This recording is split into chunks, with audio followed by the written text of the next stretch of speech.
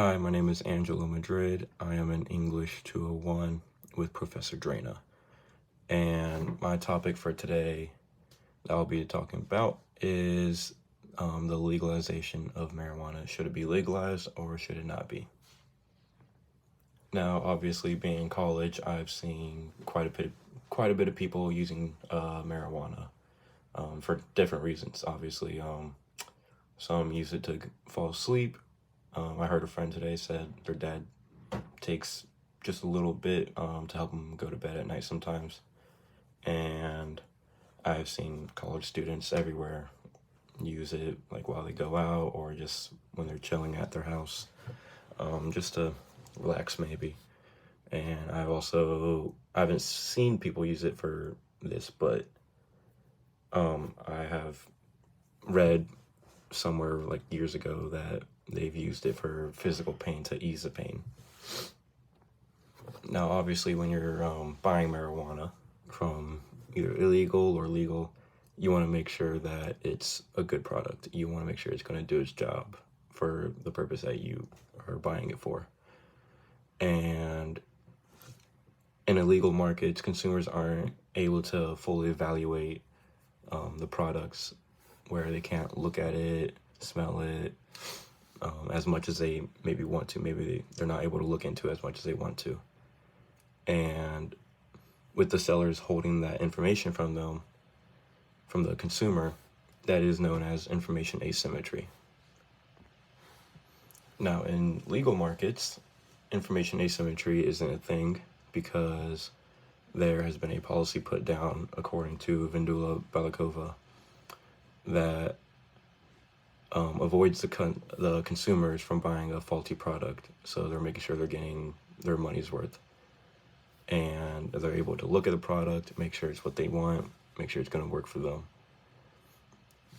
And you want to look into it because it's either good marijuana where it's going to do its job, or it could be laced where it's gonna harm you.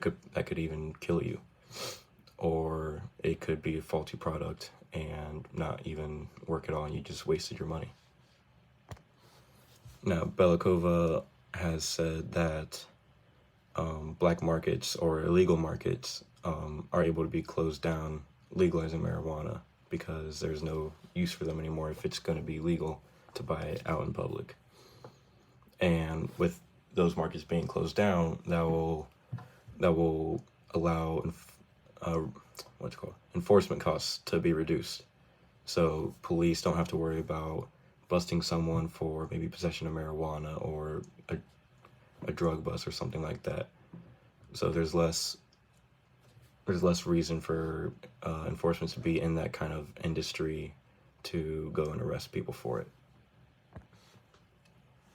And Dale Greiringer, I don't know if I pronounced that right, he said that in a marijuana market, it could give you about $1.2 million in taxes. That would count the 1.2 million plus the money that you would get from decreasing the enforcement costs. So there's a lot of money that goes into the marijuana industry, and one way that the government of states or even nationwide could earn a lot of money in here is excise tax and sales tax. Greiringer has said that if he did his own little study where if a joint was $1, that could earn the nation between 3.2 and 6.4 million dollars in taxes alone, which is a lot. That's a lot of money to go into one whole industry. And another way to add money into that is that legalizing marijuana could add an extra attraction for tourists. It's kind of like when you go to Netherlands, they have legal marijuana there. That's something that they're known for, as well as California. That's a huge attraction there. So that can add a lot of money as well for different states and even the whole country itself. And to go to the other side of the positives that legalizing marijuana could have, away from the economic side with the taxes and stuff, is the environmental side. There's a lot of toxic waste that goes into illegally growing marijuana. It takes up a lot of energy, so that's a lot of money that goes into that. And with marijuana being legalized, it can stop all that toxic waste, and it can like grow marijuana properly and healthy, and it will clean up the environment at least a little bit. Even if it's not much of a difference, it can still help out more than it's helping now. Now in Washington, with the way marijuana is being legalized, the concentration of the THC is more than two times the original like illegal amount that are being sold in black markets. So it's like if it was 10% in a legal market, it's 20% in a legal market. So that could either be a good thing, whether it's maybe it's like a healthier, better version for you, and it'll do like the job better for you, or it could be a bad thing where it's too much THC and it could harm someone. And with marijuana being legalized in certain states, some colleges have students that maybe are just going to be a little more lazy because all they want to do is smoke some marijuana and just not do anything really with their life. So John Craig said in his article that students had began to select easier courses so that they can pass easy with doing nothing throughout a whole semester or a whole year, or even all 4 years that they're at school. They take these courses because they're expecting to get a higher grade. Maybe they choose an easier teacher, or they'll choose a course that is just a pass-fail, so all they have to do is get like a 60 or something, and then they're good to go. And so here's an example of maybe what it looks like when they're just deciding to be lazy and choose an easy class, maybe with their friends or something. Dang, I'm trying to sign up for classes, but I just can't find anything to sign up for that's going to be easy for me. Bennett, what are you finding?